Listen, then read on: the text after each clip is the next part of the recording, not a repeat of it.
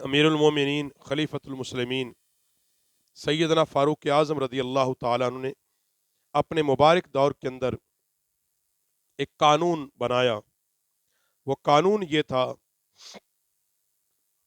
کہ ماں کو اور بچے کو اس وقت وظیفہ ملے گا جب بچہ ماں کا دودھ پینا چھوڑ دے گا۔ چھوٹے بچے کو اس وقت وظیفہ ملے گا، اس بچے کا ماں باپ کو، جب وہ ماں کا دودھ پینا چھوڑ دے گا۔ جب تک وہ ماں کا دودھ پیے گا تو اس بچے کو وظیفہ نہیں دیا جائے گا۔ حضرت عمر پاک نے اپنے دور خلافت میں یہ قانون بنایا۔ اصل میں مسئلہ ہے کہ ہمیں پڑھایا جاتا ہے یورپ مغرب، ہمیں فاروق اعظم کی حکومت پڑھائی نہیں جاتی۔ اگر آپ پڑھائی جائے تو پھر ہے نا، ہمیں ابو بکر صدیق کی خلافت نہیں پڑھائی جاتی، عثمان غنی کی سخاوت پڑھائی نہیں جاتی، حیدر کرار کے فیصلے ہمیں پڑھائے نہیں جاتے، ہمیں پڑھائے کوئی نہ جاتے کہ حضرت علی پاک نے کیسے فیصلے کیے ہیں، عمر پاک کا دور خلافت کیسا تھا، عمر بن عبدالعزیز کی خلافت کیسی تھی، امام حسن پاک کا دور کیسا تھا۔ ہمیں تو الجھا دیا ہے اور پیش کر دیا ہے کہ اسلام تو بڑا انتہا پسند ہے، اور ثابت کر دیا کہ یہ کچھ کر ہی نہیں سکتے۔ سونے، یہ عمر پاک کے دور خلافت کا قانون تھا۔ آج صدیوں بعد یورپ مغرب سوچ رہا ہے کہ ان بچوں کے لیے وظیفہ ہونا چاہیے۔ عمر پاک نے اپنے دور میں کہا کہ اس بچے کا وظیفہ ہو جائے گا جو ماں کا دودھ چھوڑے گا۔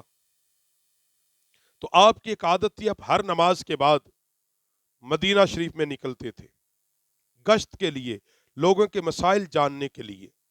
کبھی کبھی مدینے سے باہر بھی نکل جاتے تھے، کبھی رات کے پچھلے پہر اٹھتے، مدینے سے باہر نکلتے تاکہ لوگوں کے حالات سے واقفیت ہو۔ یہ تھے حکمران۔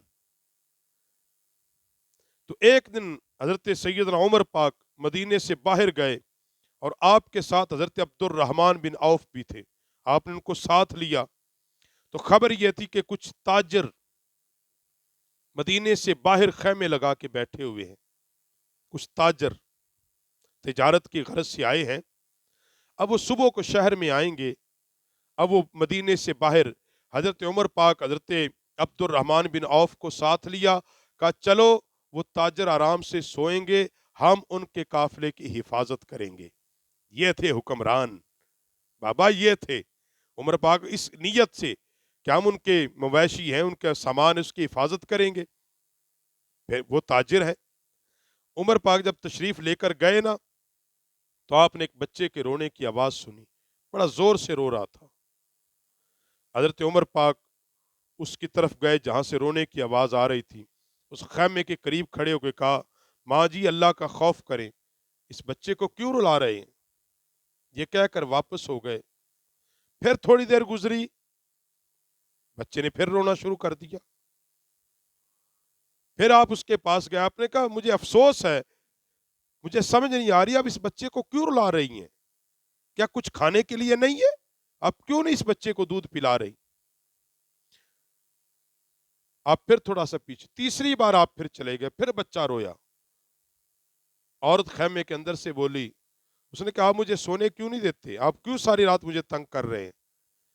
میں اس بچے کو اپنا دودھ چھڑا رہی ہوں، یہ اس لیے رو رہا ہے۔ عمر پاک نے فرمایا دودھ کیوں چھڑانا چاہتی ہے؟ کہا میں نے سنا ہے کہ عمر کا قانون ہے جب تک بچہ دودھ نہیں چھوڑتا نا اس وقت تک وظیفہ نہیں ملے گا، میں اس لیے اس بچے کا دودھ چھڑا رہی ہوں تاکہ عمر سے وظیفہ لے سکوں۔ اللہ! عمر پاک نے فرمایا اس بچے کو دودھ پلاتی رہو تجھے وظیفہ ملے گا۔ جب صبح فجر کی نماز پڑھی نا، مصلی پہ بیٹھے عمر پاک رو رہے تھے، داڑھی آنسوؤں سے تر تھی، اور اپنے آپ کا گریبان پکڑ کے کہتے عمر تیرے اس قانون نے مسلمانوں کی کتنی اولادیں مروا دی، تو نے کیسا قانون بنایا، کتنے مسلمان بچے مر گئے ہوں گے دودھ نہ پینے کی وجہ سے۔ اعلان کر دیا صبح اٹھ کے، فرمایا ساری مائیں اپنے بچوں کو دودھ پلائیں، جو بچہ پیدا ہوگا عمر اس کو وظیفہ دے گا، عمر اس کا وظیفہ بن جائے گا۔ تو یہ حضرت فاروق اعظم کے زمانے کی حکومت کے فیصلے، کار اس بچے کو وظیفہ ملے گا جو اس دنیا میں آیا ہے۔ اس کی ماں کو وظیفہ ملے گا۔ تو حضرات گرامی قدر، امیر المومنین حضرت عمر پاک کے فیصلے اتنے اعلیٰ اور عرفہ ہوا کرتے تھے۔ آپ بازار میں نکلے، ایک عورت رو رہی تھی، پوچھا تو روتی کیوں ہے؟ کہا شوہر فوت ہو گیا ہے، زمین کوئی نہیں، زمین کوئی نہیں، بچے چھوٹے ہیں، گھر میں کچھ نہیں۔